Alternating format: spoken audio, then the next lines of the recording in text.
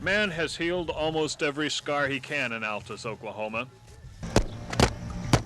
This is one of the last roofs in the town to be repaired from storm damage on a night last May.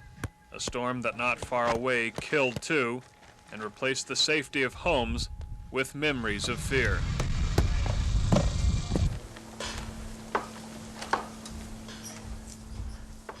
The home of Harry Ray and his family was directly in the path of the tornado. They're still trying to pick up the pieces.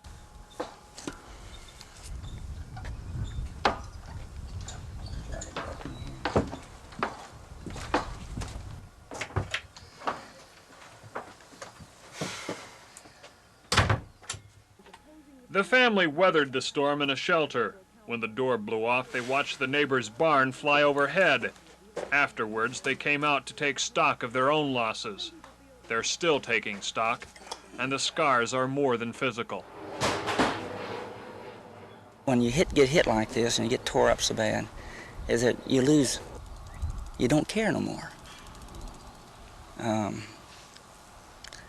I think within 2 days after I got hit, I would have given this place away. I had people come out here and offer me $500 or $600 for what I got out here, you know, and I said, yeah, you know, because, you know, they just taking advantage of your tragedy, but then you have to come to your senses and get oriented. Insurance won't cover everything, and the government says there wasn't enough damage for emergency assistance, but a new house should be delivered soon. Then Harry Ray and his family can move back to their home, start all over again, and lead as normal a life as possible. Charles Schnitzer, Action 4, Altus, Oklahoma.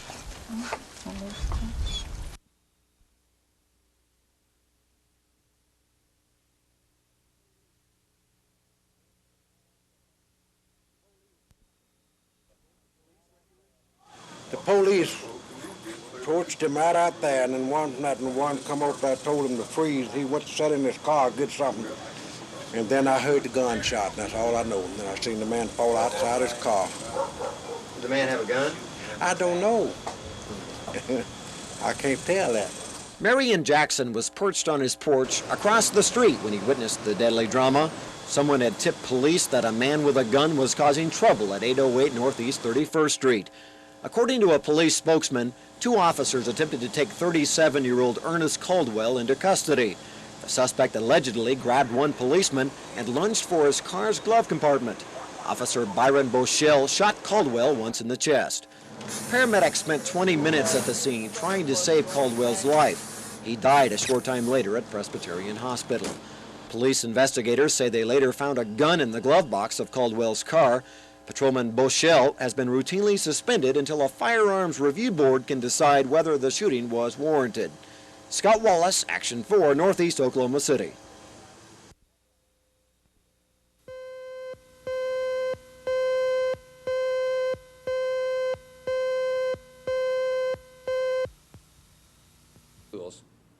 And the balanced budget amendment became a hot item in the last few days, and I don't know if someone pre-filed a couple of weeks ago a resolution.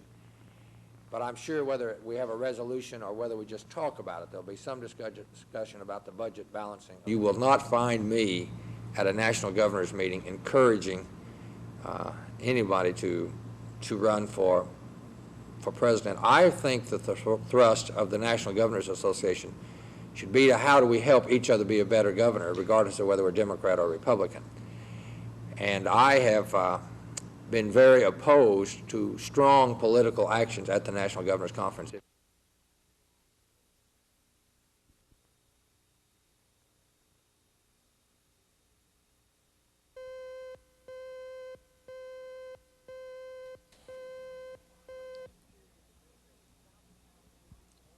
Like many schools in the district, Southeast High School is an old building with many of the problems that face a structure of this age.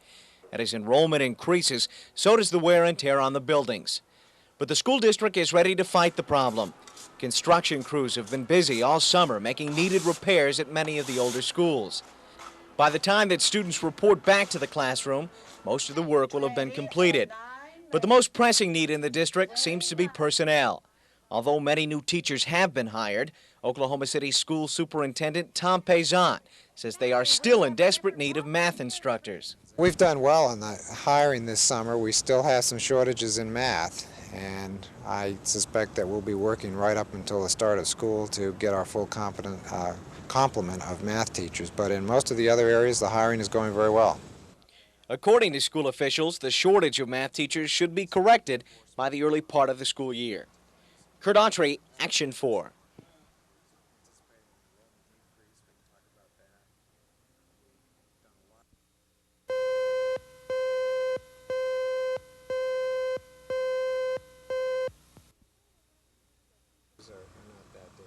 After 3.5 years as superintendent of Oklahoma City Public Schools, 41-year-old Tom Payzant is leaving November 1st to head the nation's 9th largest school system.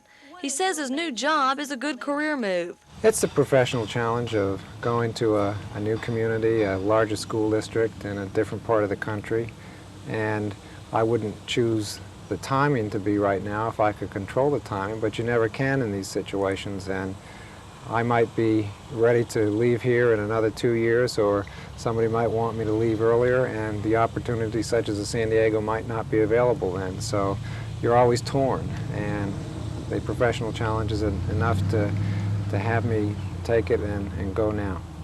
As the top school official in the 11,000 student system, Payzant will make $75,000 a year. His current salary in Oklahoma City is $66,000. Payzant says his greatest educational accomplishments for the schools have been improved credibility for the system, higher student aptitude scores, and more programs for the gifted and handicapped students. But his term has also been marred. In 1979, the system's first ever teacher strike.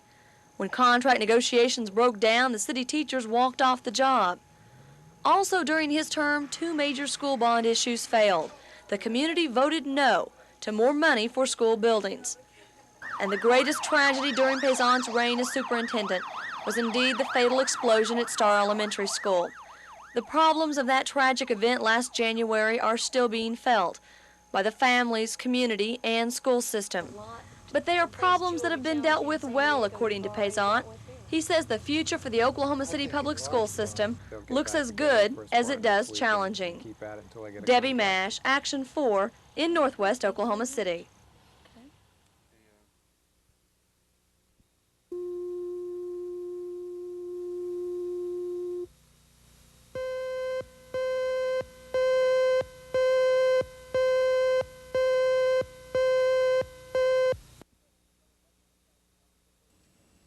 The morning session covered much of the same ground as the first 2 days. Mike Ossenkop was questioned about a trip he made to Houston last February. Ossenkop and 5 other administrators are accused of falsifying an expense report by charging for a meal on February 9th that was paid for by someone else. The administrators have also been accused of conspiring to falsify the reports during a meeting after their return to Oklahoma. Ossenkop denies there was a conspiracy. He says the error on his expense report was unintentional, and he has always been willing to pay the money back. But this afternoon, the second witness of the hearing contradicted Ossenkop's testimony. Jan Calloway is also a principal at a Moore elementary school.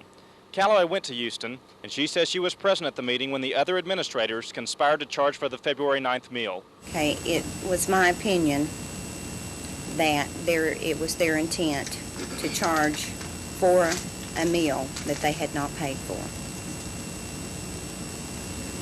What did you think about your own individual items and your own service at that time? Well, I was sitting there with a pad and pencil, and I was adding mine up. And I knew that I had charged one dinner to my room, and I knew that I had skipped one breakfast. But even with that, my total was a lot lower than other people's, and I also knew that other people had charged to their room.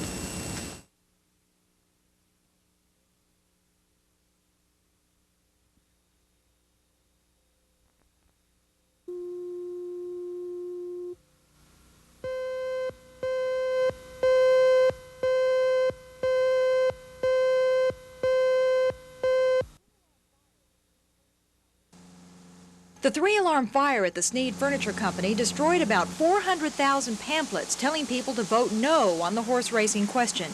Arson investigators have confirmed that a flammable liquid was used to start the blaze, and since the pamphlets were in there, some have tried to associate the arson fire with the Oklahoma Horsemen's Association. Spokesman Mike Williams denies any connection. It's just amazing to try to think that when they get about $100,000 worth of free publicity and they get all the old poor me stories and they can rally their troops and raise a bazillion more dollars than they already have, what in the world would we have to gain from that? The fire is convenient for them, not for us. Ross McLennan, a leading opponent of parimutuel betting, had this to say about Mike Williams' comments. Well, I think that Mr. Mike Williams, who made this statement, which I have here, I think he's suffering from an overactive thyroid. We've used no smear tactics. We haven't even mentioned his association in regard to this fire. And he's putting things out, trying to build some interest in his cause, and there's no basis to what he says. It's just plain political propaganda put out by him, trying to eke out a little more television time, a little bit more newspaper comments. Meantime, the pro-betting forces are threatening a lawsuit because they feel like they've been accused of arson. And so the horse racing issue has really heated up. Bella Shaw, Action 4.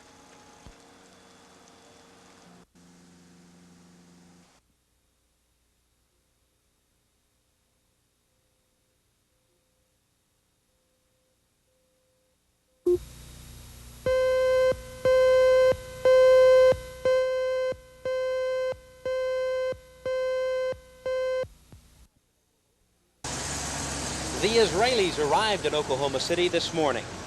They were invited to the state by the Oklahoma Wheat Commission. The trade team consists of 5 of the leading flour millers in Israel. They will be reviewing the quality of this year's crop and the potential for continued sales to their country. I asked Mike Kubicek, the director of the Wheat Commission, about the importance of the Israeli market. Well, they purchase hard red winter wheat, which is, of course, the wheat that we produce here. We have 100% of their market. That's important. The quantity is somewhere in the neighborhood of 15 million bushels. Of course, compared to a number of other countries that we sell to, that's not that large, but in comparison with 100% of the market, that's important.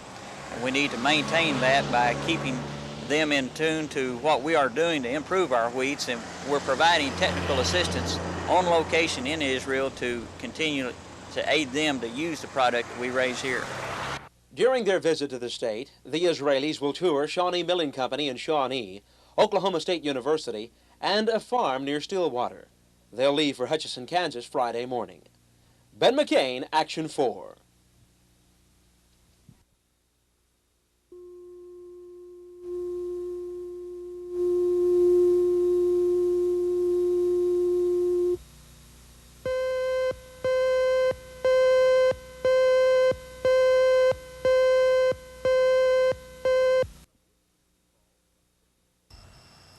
When a policeman is involved in a chase and is passing through any intersection, it is dangerous, as illustrated by Tuesday night's accident.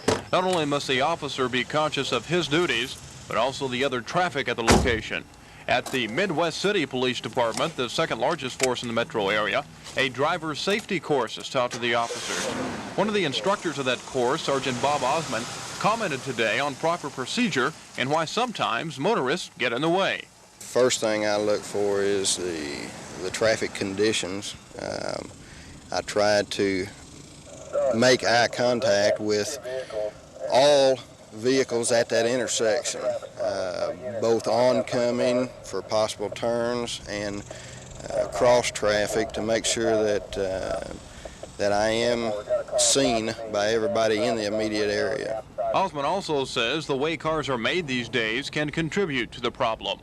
Usually have their stereo going, their kids in the car with them, there's air conditioner or heater on, their windows are normally up, and if they hear the siren, they normally are looking around to find out where it's coming from. When sirens blare and lights flash, most motorists heed the warning, but the unaware can make a pursuit a guessing game for police with human lives at stake. Kevin Ogle, Action 4.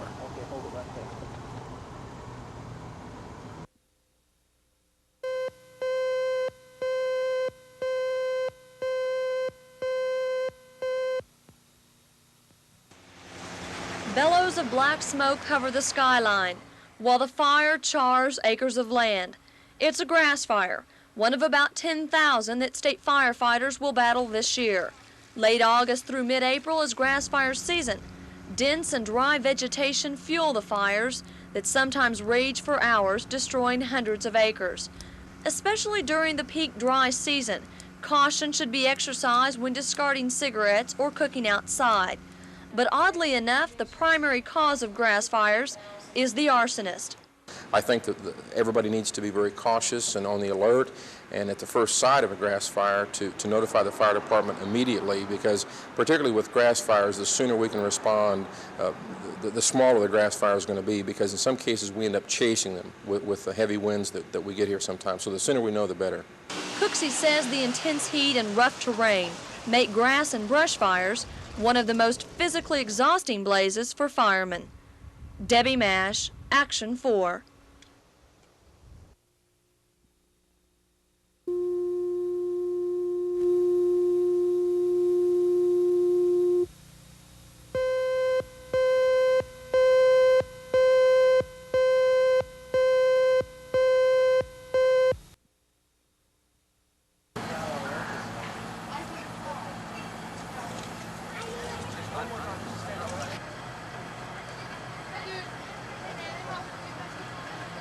It apparently ignited on contact. The tractor trailer was pushed off the tracks, and at that point, at some point in between that time, whoever was driving it escaped, and there was no apparent injuries.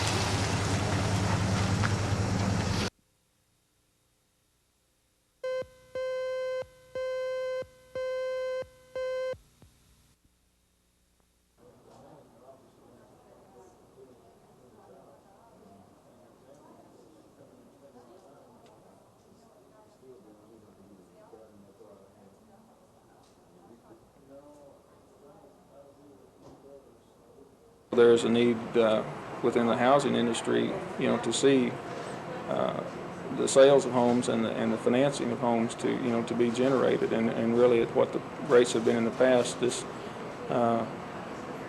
took a lot of people out of the market, for homes. So as we see the market changing, and we're trying to anticipate and keep up with the market, and possibly be a little ahead as far as what the trend's going to be.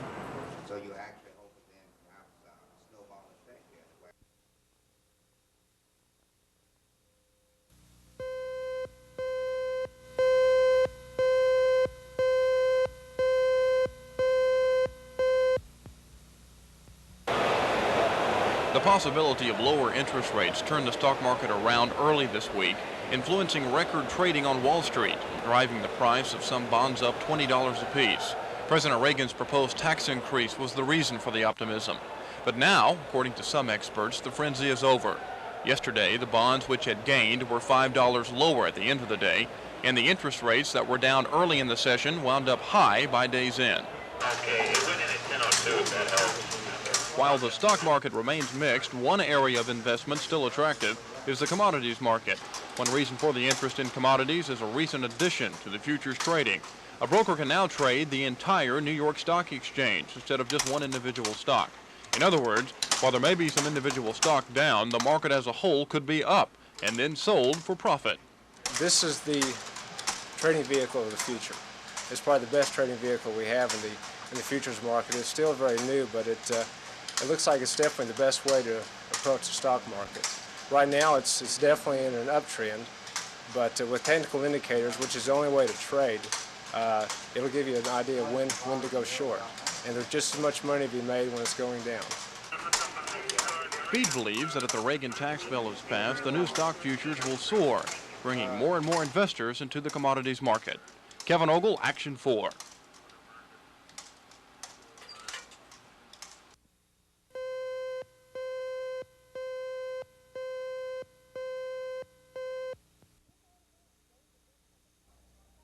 This article in today's edition of the Times is about drug use among college athletes.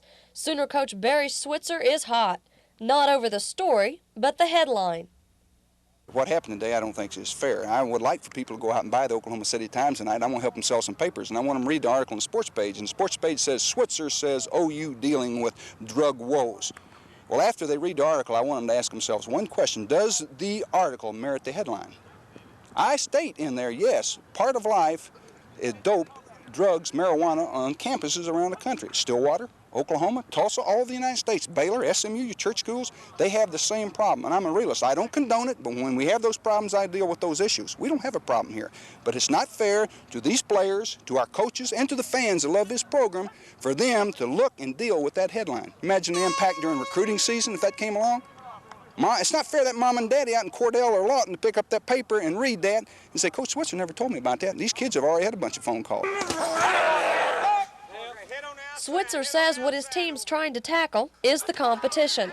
The Sooners are working hard to stay on the front page of the sports section as a winning football team. Debbie Mash, Action 4 in Norman.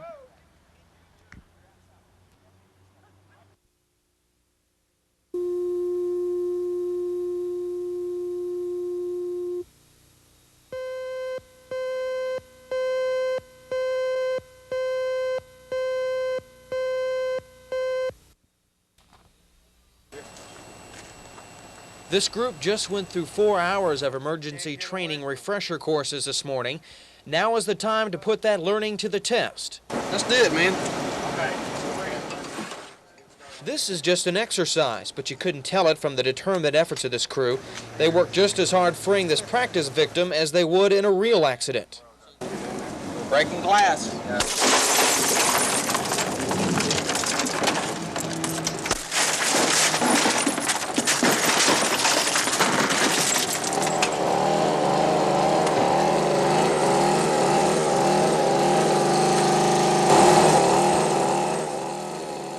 All of this training is part of Medic Update 82. This year, the event is being held in Norman and sponsored by the Norman Police Department. It's a learning experience the 200 emergency medical technicians and paramedics won't soon forget. We'll all benefit from that. Mark O'Neill, Action 4 in Norman.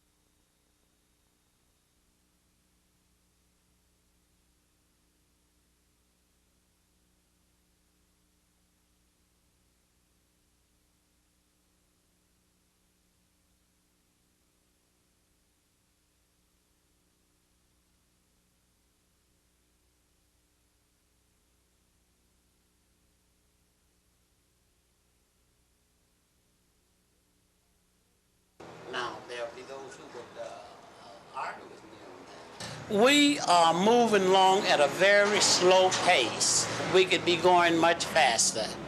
I think we need to recall and come together maybe on a black summit and study what our basic needs are. Where are we going from here? Where do we hope to be 5, 10, 15 years from now? Now that many of us are making steady incomes, worthwhile incomes, have nice homes, we are not concerned about our fellow man. We are doing for ourselves and ourselves alone.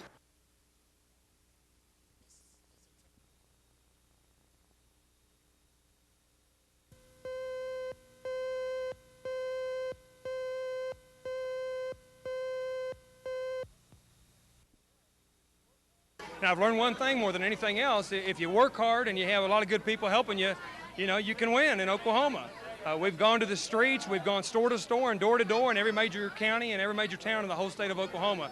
And I'm convinced that people in the state of Oklahoma appreciate that. They appreciate someone that will come to their county.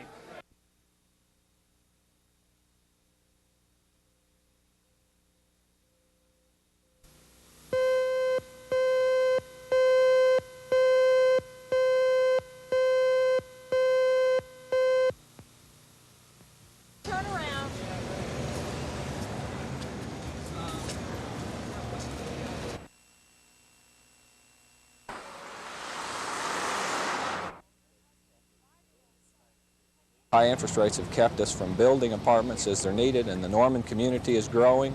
The University of Oklahoma is still growing. We're going to have a population of 22,000 students this year.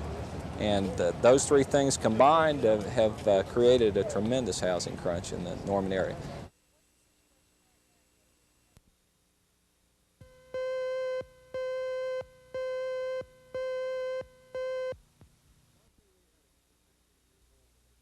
Monty Lee Eddings was 16 years old in April 1977. He had run away from his home in Camdenton, Missouri, and had been stopped by State Trooper Larry Crabtree on the Turner Turnpike.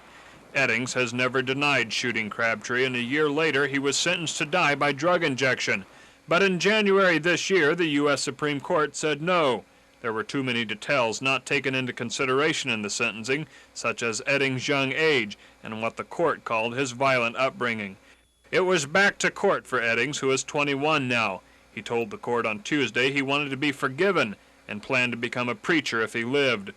But Judge Charles Woodson, the same judge who sentenced Eddings 4 years ago, didn't buy that. Shortly before 11 o'clock this morning, he said he was convinced Eddings would commit other crimes if he was released, and once again sentenced Eddings to die.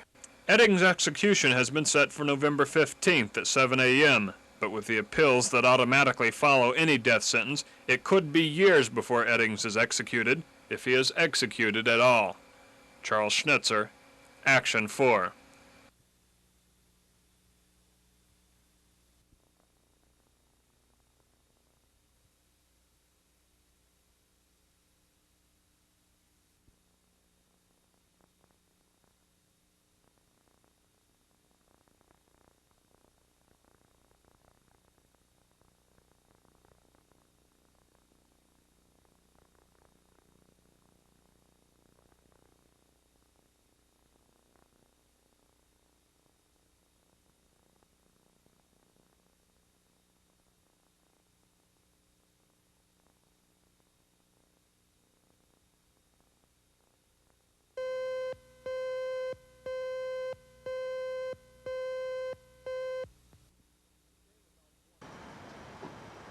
It came without warning early this afternoon. 3 construction workers were buried under a pile of steel rods and dirt.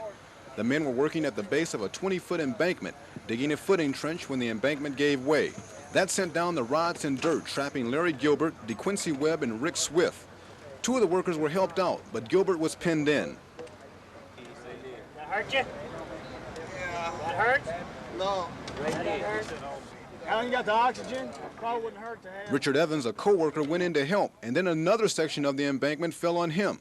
Both Evans and Gilbert were buried under even more dirt, but Evans got out without much trouble. It took about 20 minutes to get Gilbert out with the assistance of the fire department and AmCare. The men are part of the construction crew building the Leadership Square Marketing Center, and the company that is the developer of the project held a news conference this afternoon to give its version of what happened. 5 workers employed by H.A. Lott Construction Company were working at the base of an 18 to 20 foot embankment on the north side of the project at Robert S. Kerr, digging footing trenching where the embankment started caving in, trapping 3 individuals. Ken Gaines was another employee to be hurt when the embankment came down for the second time. Swift and Webb have been treated and released, and the others are being kept in different hospitals for observation. Ed Stewart, Action 4.